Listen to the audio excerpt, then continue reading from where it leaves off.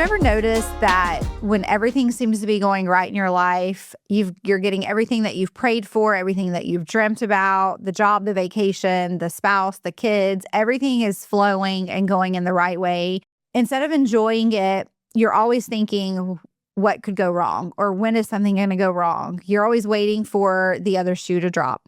Welcome back to Unquiet You. Today I want to talk about something I don't think people recognize enough in themselves.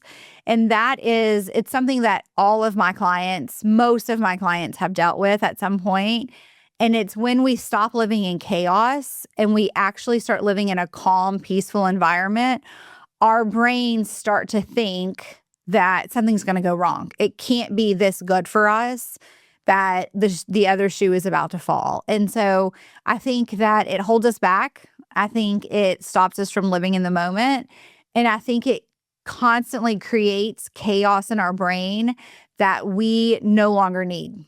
And I didn't realize that I did this for years. I remember always thinking, okay, all the kids are doing well, we're healthy, this, that, and that. What's going to go wrong? And I would always think, oh, one of the kids is something's going to happen, or something's going to happen with a house we had a contract on. Or it was just my brain always went to, it can't be this good. Something has to always mess up. And what I noticed is that I was always stressed. I was never relaxing.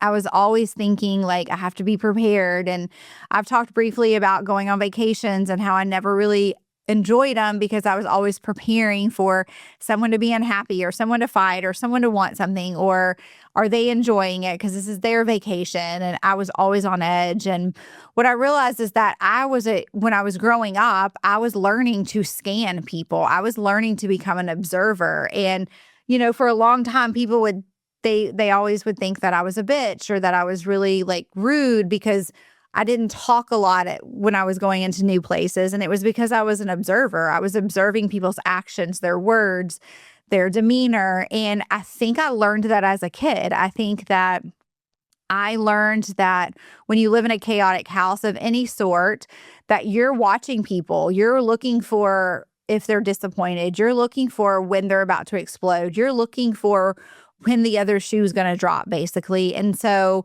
you do get very quiet. I think we become observers of everyone else, that we are always on edge. I remember a situation where my sister had come home from a stay that she had been at. And I remember my mom saying, don't ruffle her feathers, don't make her mad. And so for weeks, I felt like we all watched what we said. We watched what we did. We would ask her, what do you want to watch TV? What do you want to eat? It was never about us. It became about trying to calm the chaos in our house. And I don't think anyone was wrong in the situation. I understand all sides of it.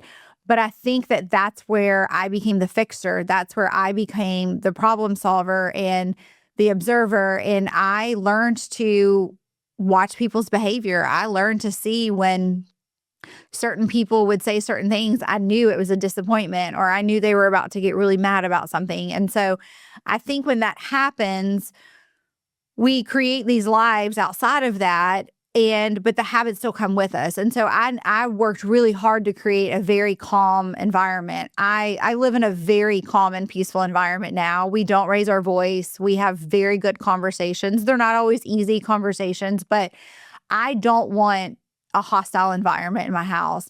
But I know for a while, I really functioned as if I still had the old habits of being the observer, waiting for the shoe to fall, waiting for something to go wrong, instead of enjoying where I was, because that's how I had been trained. And so I think too, sometimes when we live in chaos and we have a lot of things happening, being calm and peaceful is very uncomfortable. Being quiet is very uncomfortable. And when nothing seems to go wrong, it's really uncomfortable. I see this a lot in relationships, especially with young people. And if I'm being honest, I saw this a lot in my marriage.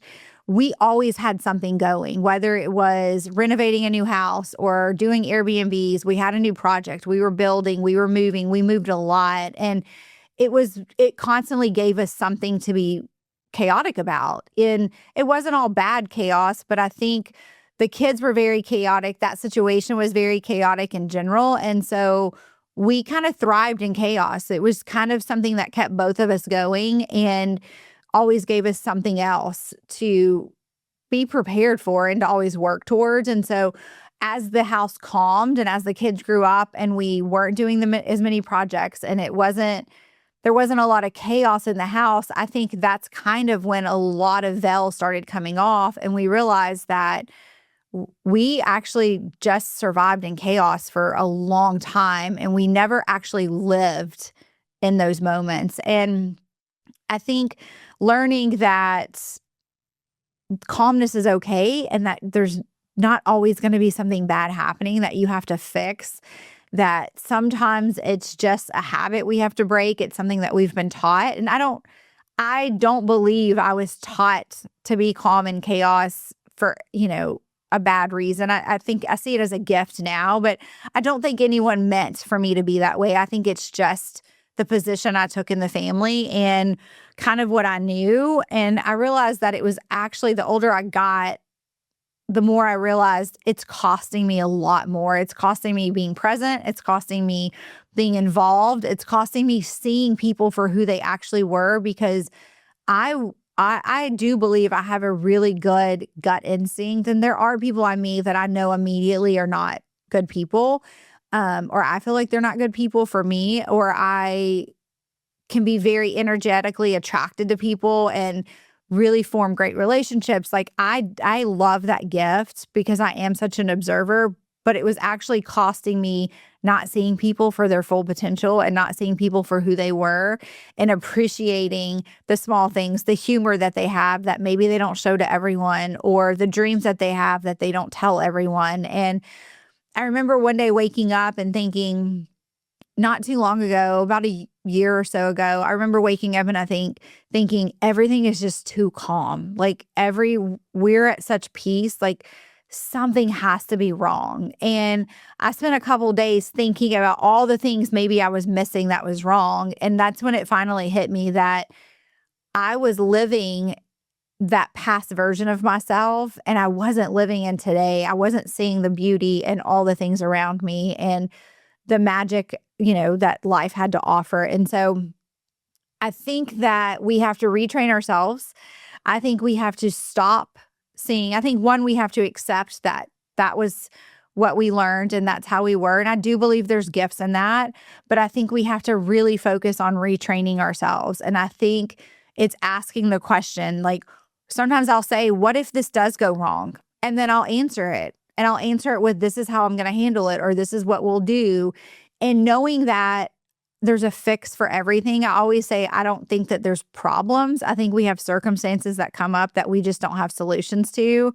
And sometimes I ask myself what the solution would be if that thing did happen ahead of time so that I can prepare, so that I'm not stressing as soon as it happens. It's like, well, if this happens, that's okay. We'll handle it this way. But it also allows me to be present in the what's happening right now instead of waiting for the other shoe to fall. I also think when we're always waiting for the other shoe to fall, we don't put 100% in what we're doing. So I have a lot of clients starting their own businesses and they'll tell me if they've had a really good month or something, they're like, but what if this happens? Or what if, and I'm like, you're waiting for the other shoe to fall. Stop living in the fear of what could happen and start living in the moment of this is what you've created. This is what you've worked towards. Be in that moment. And we can answer the questions. What if you don't get any clients next month? And we answer the question. Or what would make you feel safe knowing that you're in this moment? What would make you feel good knowing this is the moment that you're in? And a lot of times for us, it's just feeling like we need to control things. And so if we can overly control what could happen, right? If we can be prepared for when that shoe drops, we think we're better off. But what you're actually doing is you're trying to control something you have no control over. And therefore you end up losing control over what you can control. And that's you in the moment. And so I work really hard at only controlling myself. I know that I am the one I can control. I get to decide how I handle things. I get to decide how I show up. And I am determined to not worry about a shoe another shoe falling. I'm determined to live in a very peaceful environment. I actually don't do chaos at all. If someone starts to bring chaos in, I immediately close the door on it. I do not allow it in anymore because I know it affects my stress level, which impacts my health, which impacts the people around me, which impacts all the things, right? And so I think that if you can recognize this in yourself or your children or someone that you love, I want you to understand that there's nothing wrong with you. This doesn't mean you're broken. It doesn't mean you have to be fixed. I think it's just recognizing that you have adapted to what you've been taught all along, and you became that version of yourself for a reason. But we also get to decide that we can change our personality. We also get to decide that we can lean into the peace. We can lean into the joy. We can lean into the calm. And that gets to be the new version of us. I don't think we have to totally shift things. I think we can just see things through a different light. So this week, I would ask that you go live your story. You embrace where you're at. You embrace the good. You embrace the peacefulness and the calmness. And also, if you catch yourself saying, like, what if this, something goes wrong, answer it. Answer that question. If you have a fear of not having enough clients next month, ask yourself, what if I get no clients next month? Can I pay my bills? Can I do this? Will it be okay? What will my marketing be? All of those questions you just answer, and that way you're going into it completely calm. And I always find too, if you answer those questions, you give yourself peace and calmness, but you're also giving yourself the movement forward, and more than likely it won't happen. I think 90% of the stories we create in our brains or in our heads never happen anyway. Our brains love to go to worst case scenario. And so learning to not do that and not think another shoe is going to fall allows us to go fully in on the life we're living today. So have a good week. Thanks for listening, for being a little louder, a little bolder, and a whole lot more you.